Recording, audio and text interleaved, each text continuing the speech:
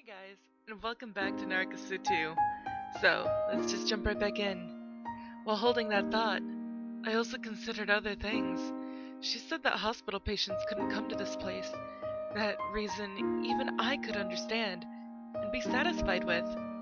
Then, unheeding of the fact that she was a resident of the 7th floor, why was it that Himiko-san could come here like this? Also, I completely forgot that I have my volume up too high. Whoops. Okay. Was it because she was a former helper? That she's trusted? Hey, said to me, what you're concerned about, is it your own hair? Eh? Or is it something else perhaps? There's something else. It's fine. Well, I'll answer it for you. By being a former helper and therefore being trusted, that's not the reason. Then what? See, even in these modern times, it's one of the prohibited acts for Catholics. At first, I didn't understand what she was saying, but I soon realized. Suicide. For a former Catholic, you're still trusted, aren't you? Really? Makes you want to betray their expectations on a whim and try jumping past the fence, doesn't it? As always, Himiko-san said something where I couldn't tell if she was serious or joking. Though likely she wasn't, but just if suddenly she ran towards the fence, what would I do? Right now, I was the only one here. Somehow, while thinking about only that, I started feeling uneasy.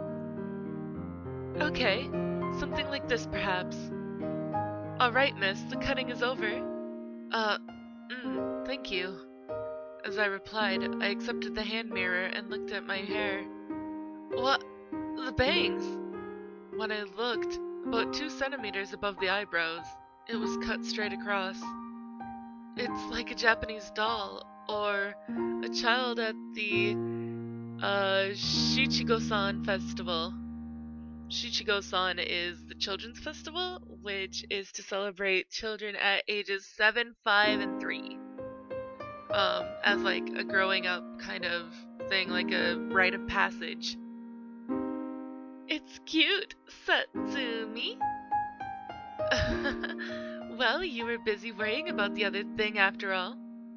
You're a girl, so you should worry about your own hair. At my slightly sulking face, Himiko-san looked like she was enjoying herself even more. No matter how much you say it suits me or it's cute, laughing like that, there's no persuasive force behind it. Helplessly, I gave a sigh. And then I asked about the thing that I had sensed from before.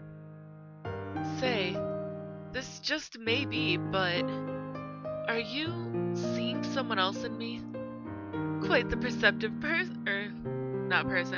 quite the perceptive question, that one. And then, when she thought a bit, half of it might be that. Then the remaining half? That's a secret. This was also made a secret. It was the same with the rules from before. Once in a while, there were things that Himiko-san wouldn't talk about. Well, shall we go back? Putting away the scissors she used, the two of us then cleaned the space of Himiko's barber shop. Then, just when I thought she was walking toward the door we entered from, suddenly those feet stopped and turned around. Ah, that's right! About that final one. I'm thinking that it might be about time. The final one? About time? Most likely it was referring to what she had said before. The 10 things to do before dying. Are you planning on going somewhere again? Yes. At the least, here is no good. This height, it's not enough. Was she saying that for jumping off, it wasn't enough? Those were her words as she pointed at the rooftop fence. This is something you don't know. But to be honest, this is around my second time. What about? The number of times for being admitted into the hospital? Though, because I have connections, I was always here. And then I was taught that the third time was the last, and there is no fourth. But yeah, it looks like my strength's close to its limit, you see. Sneaking out of the hospital also. I think this will be the last time. Well, I think coming back on the same day would be impossible. But if it's okay, come with me.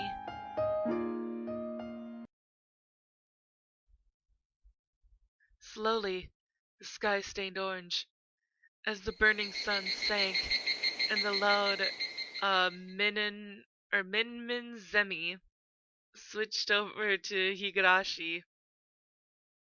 The place I suddenly stopped at was the usual school ground.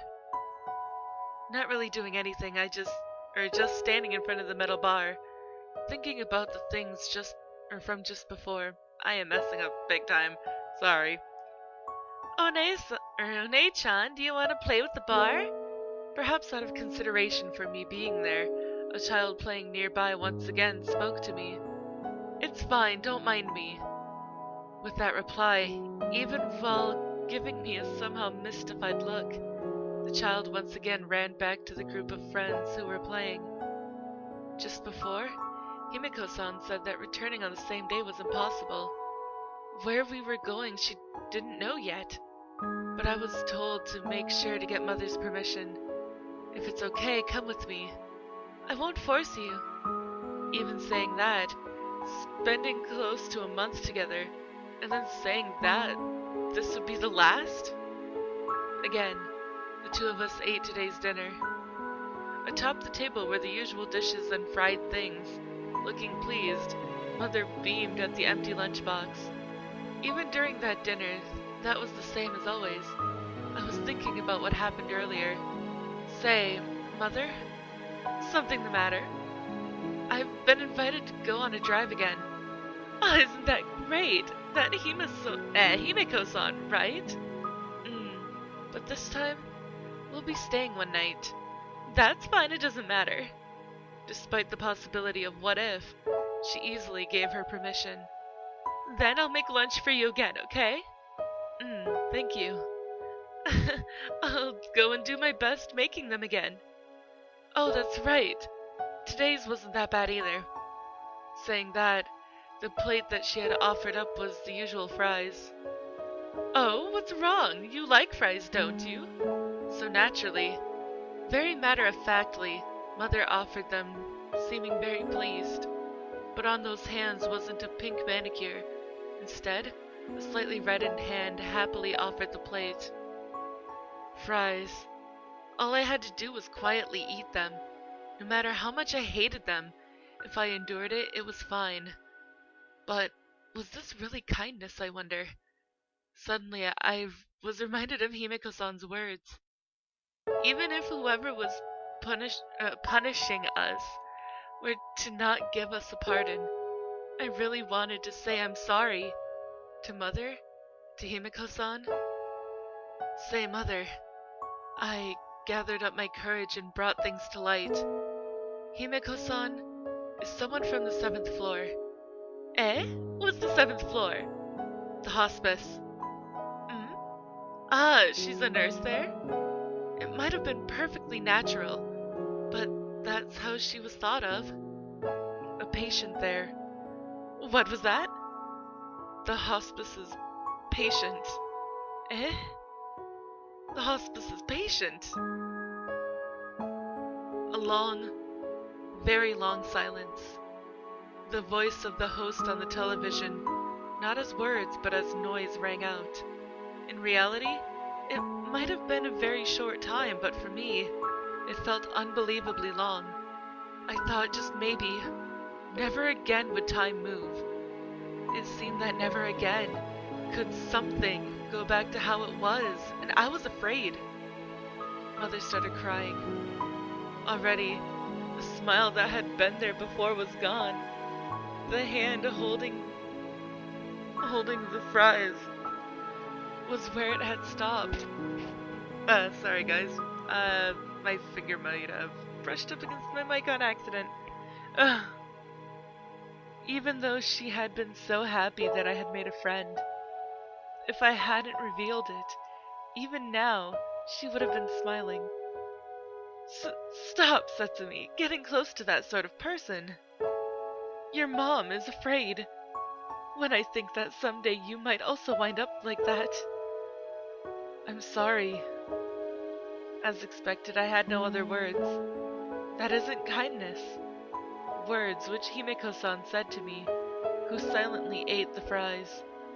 But putting that into action, I had been told it would be very difficult.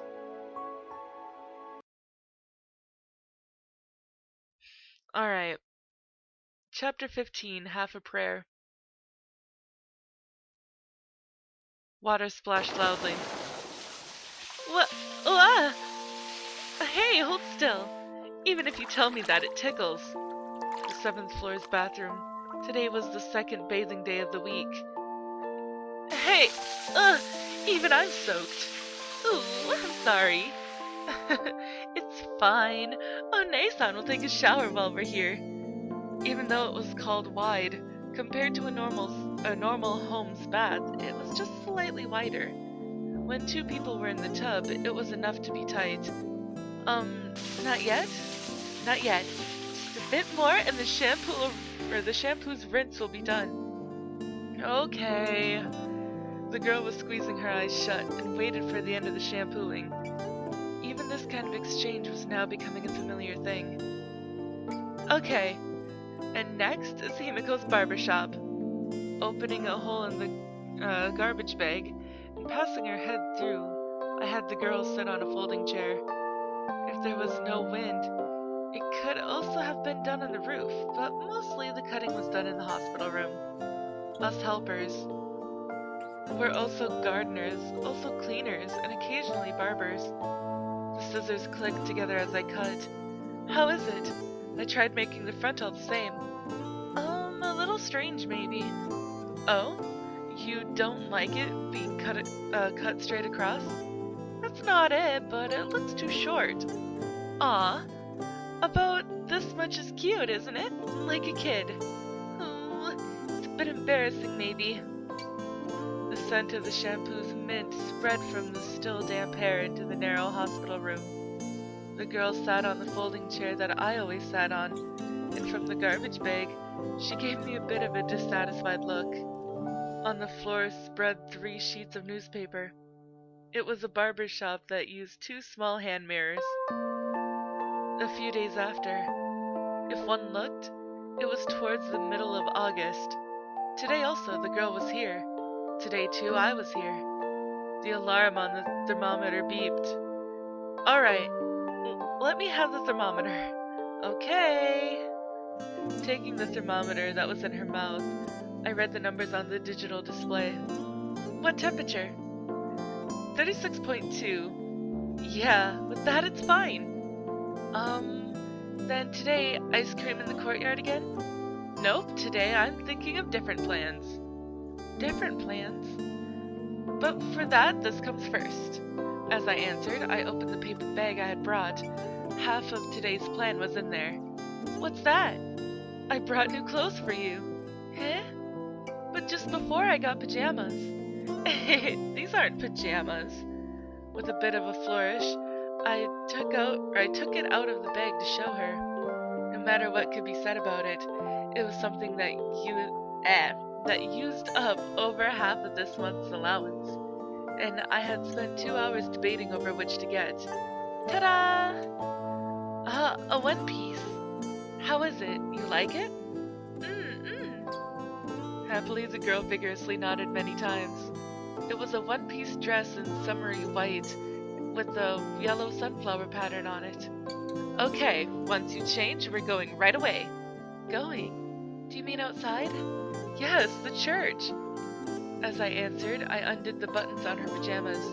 Truth was, from before, she had said she wanted to visit the church. To be honest, going in pajamas would have been fine, but... well, since we're going to the trouble, right? One-san, thank you. The burning sun and the sound of cicadas. Today looked like it was going to be another hot day. Under that sky, we walked side by side. It was the first time we went outside the hospital. Of course, even if she had said she wanted to go farther, I wouldn't be able to take her. No, not that I wouldn't be able to. No one would. That's why a place like the neighborhood church was the only place I could take her.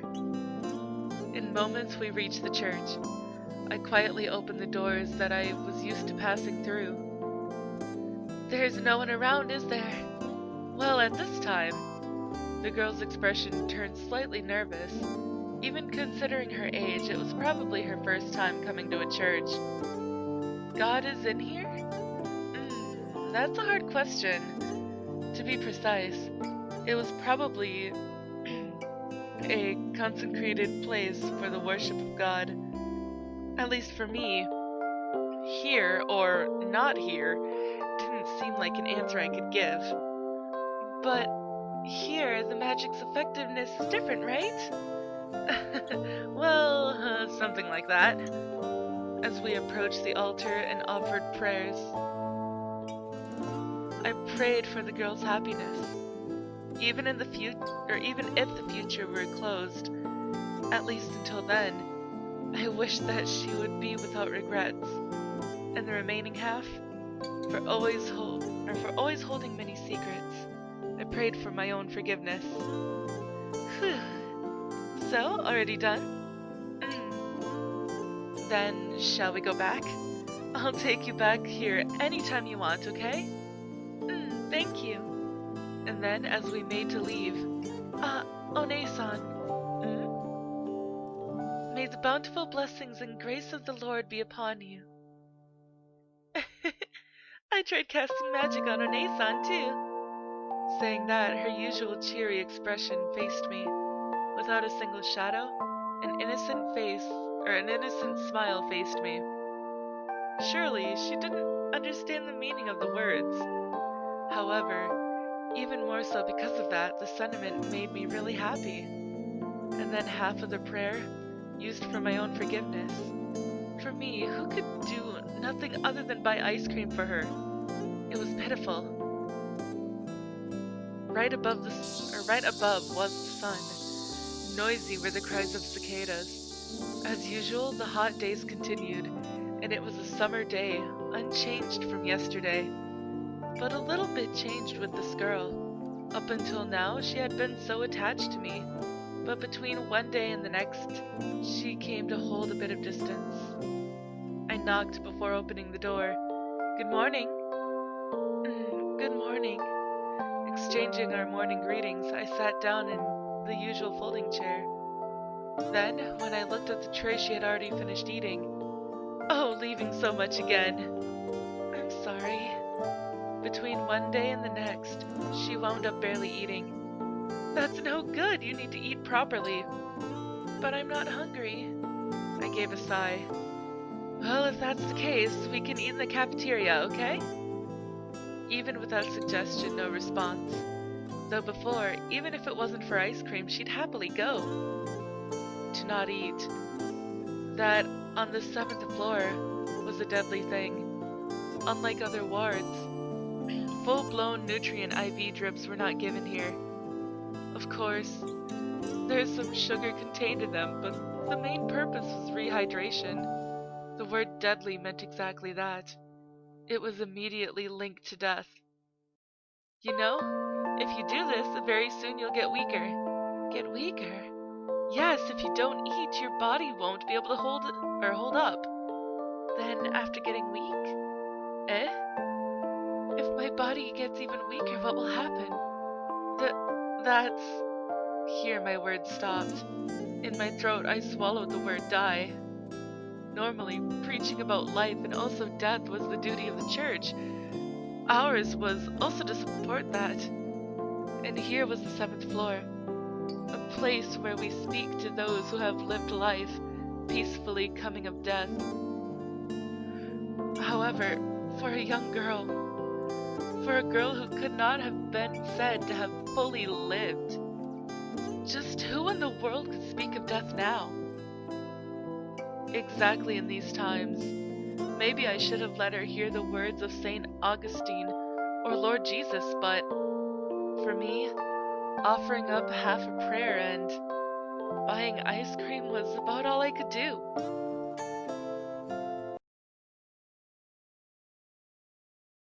A few days later, Late night. As always, the girl ate very little. And at the girl's side again, I was sleeping in the spare bed. The girl coughed. You alright? Late at night in the hospital room, the girl was coughing.